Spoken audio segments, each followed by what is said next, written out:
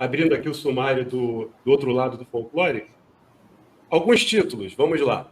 Mais um alimento, um inimigo em comum, de joelhos no confessionário, levantado pelos tambores, a pecadora de Cafundós, os visceralizados, duas vezes fugitiva.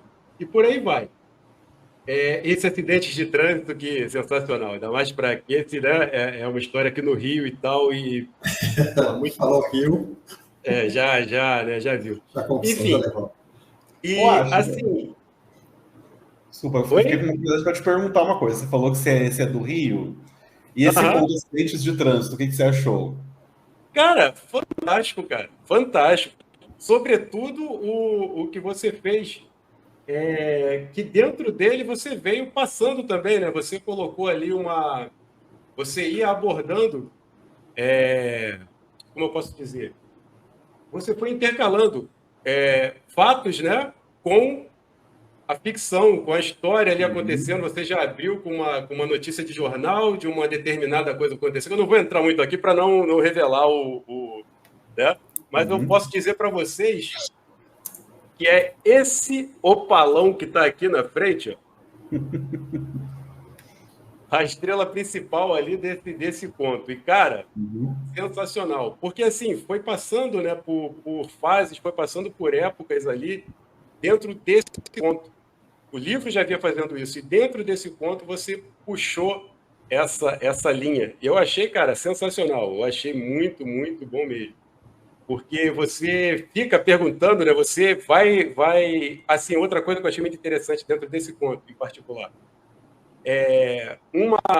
Uma crítica que as pessoas fazem muito ao conto, em detrimento ao romance, é o fato do conto você não conseguir ampliar muito, você não conseguir fazer com que as pessoas deem importância, né, aos personagens e tudo mais. Nesse conto, você conseguiu criar essa conexão com poucos momentos que o leitor está com aqueles personagens, e você conseguiu criar essa conexão. E a gente ficava esperando, tal, caramba, legal, esse cara está acontecendo isso, daqui a pouco surgia certa situação lá no conto que a gente sabia que aquilo ali ia ter um final, ia descambar para um final, enfim, que eu não posso falar, mas, cara, foi um dos meus contos favoritos, gostei muito.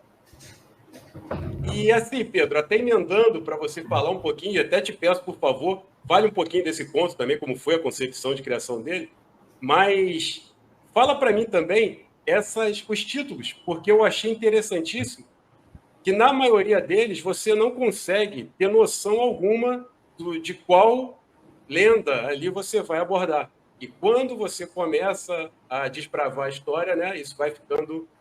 Ele vai se materializando ali, aquela lenda. Então, fala um pouquinho para a gente sobre isso.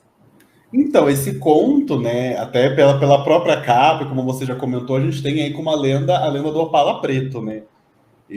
Quando eu comecei a escrever, eu queria falar sobre algumas lendas urbanas brasileiras. Duas que já me vieram muito naturalmente, que estão no livro, são a Loira do Banheiro e o Homem do Saco, né, o Velho do Saco, dependendo da região do Brasil em que você mora. E aí eu escrevi sobre isso, inclusive a lenda do Homem do Saco tem uma relação bem específica com a lenda desse conto. Mas essa do Opala Preto, então, eu comecei a pesquisar na internet, né, lendas urbanas brasileiras, né, famosas e tal. E aí eu li sobre essa lenda do Opala Preto no Rio de Janeiro. É uma lenda, de fato, não sei, se você que mora no Rio, acho que você vai conseguir falar um pouco melhor do que eu, mas por ser um Opala, né, o carro Opala, a gente já infere que é uma lenda bastante datada, né? Ali anos 70, 80 no máximo e tal. Mas aí quando eu li a respeito, eu fiquei com muita vontade de explorar essa lenda, sabe? E de criar uma história que tivesse essa lenda. Mas ao mesmo tempo, você tem ali anos 70, né? Estamos no meio da ditadura. Então eu gostaria muito que isso de alguma forma aparecesse na história. Você viu que aparece mesmo, né? É um conto que não foge de abordar esse momento da história do Brasil. Ele está ali presente. E aí o conto foi surgindo dessa maneira, né? Da vontade de explorar essa coisa. Uma curiosidade, né? Eu não dirijo. Então minha relação com carro já é uma coisa um pouco estranha em virtude disso. Mas foi interessante de escrever, né? Foi bastante divertido em virtude disso, né? Eu acho que uma uma das próprias propostas da literatura é nos proporcionar, através dela, que nós vivenciemos coisas que nós nunca iríamos vivenciar nas nossas vidas, né? Isso. E aí eu acho que esse conto também me proporcionou um pouco isso no processo de criação dele, né?